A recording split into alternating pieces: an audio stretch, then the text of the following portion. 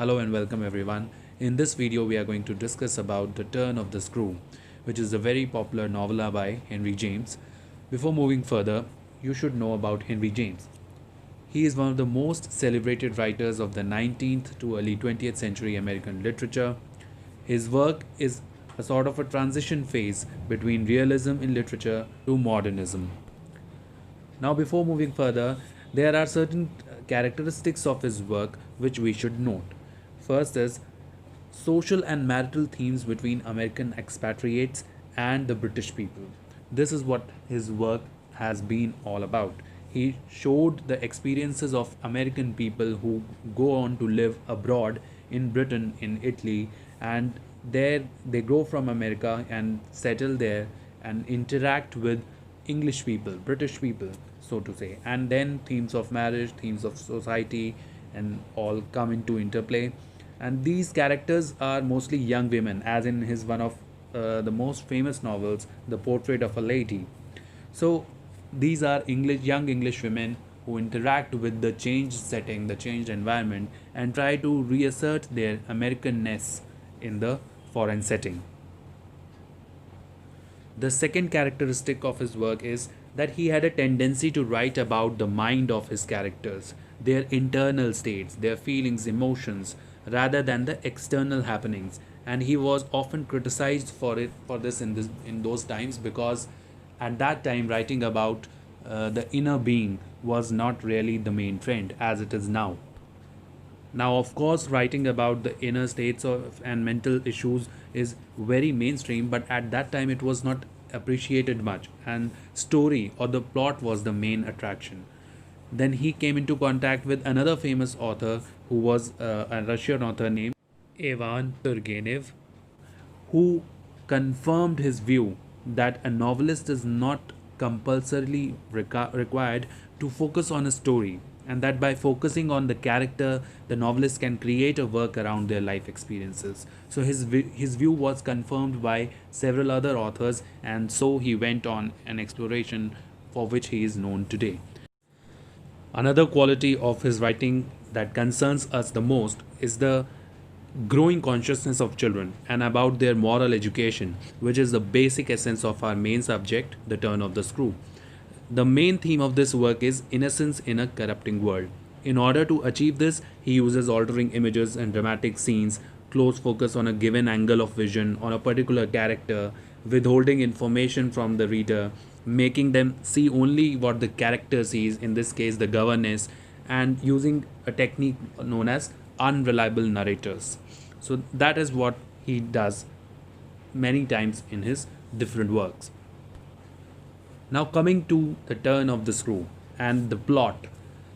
As already told, the focus here is more on the characterization than on the plot. So you will not find many twists and turns and shocking incidents as usually found in a typical ghost story. Rather, you will be challenged to question that whether it is a ghost story either.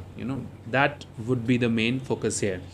So as the story begins, we find that on a Christmas Eve, an unnamed narrator with some other people is listening to a person named Douglas reading a tale about a governess who is hired by a rich man to take care of his young nephew and niece after their parents die. This gentleman in the story is living in London at that particular time and has a country house at a region named Bly, where the two children, Miles and Flora, live with Mrs. Gross, the housekeeper, and several other caretaking women. At the beginning, the boy Miles is attending a boarding school, but soon a note arrives from the headmaster saying that he has been expelled, though without telling the exact reasons for the same. So now you see information begins to be withheld at this particular time in the text only, when it is only beginning. Mystery is created. Mystery is also created when the master of the house sends the governess to the house with the bare essential information that was required for her to go there, but he does not want to be bothered about whatever happens there. Then later, while strolling in the grounds of the large estate, the governess sees the figure of a shabby man on the top of a chimney tower even though the housekeeper assures that there is no man there. Then later, she sees him again on a dark night, and he was staring inside the home with a menacing look from a window pane. To complicate things further, she sees the figure of a woman on the visit to a nearby lake, all dressed in black and appearing mysterious. Now, when she does the discussion with the housekeeper identifies these figures to be that of Peter Quint, a former valet of the master, and Miss Jessel, the former governess, who she tells were in a close and unhealthy relationship, though the exact details of this relationship are only hinted, again withholding information. They are told to have spent much time with the children before their deaths, and this fact makes the governess convinced that the children are not as innocent as they appear and are aware of the presence of the ghosts. She tries to take charge and get the secret out from the children, but the children only come to dislike and hate her for her constant pressing.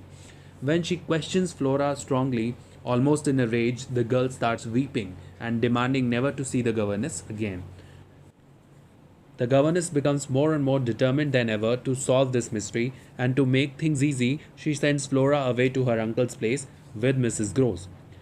Left alone, one night, governess begins to question Miles about his expulsion from the school, and suddenly she sees Peter Quint outside the window staring at the young boy, and she points it out to Miles, asking if that man is Peter Quint. As the tension builds, the governess questions him passionately that who is this man standing outside the window, staring at you? And the boy shrieks loudly and saying just the words, Peter Quint, you devil. Now, the grammar here, the punctuation is very important. And after that, the boy falls dead into the arms of the governess. Now, as you see, nothing is clearly revealed even by the end of the story, and it is left open ended. Open ended stories are where a complete resolution of the plot does not take place. So there are several readings of the story that analyze it from different points of view. From the point of view of a ghost narrative, it appears that there are two clear ghostly figures who appear at different times throughout the plot, and even the children seem to be aware of their presence, often giggling and mocking the governess. The housekeeper seems to be hiding the details from the governess, and the governess also claims that there have been several governesses before her who left because of something strange on the estate, and the children having strange, peculiar behavior.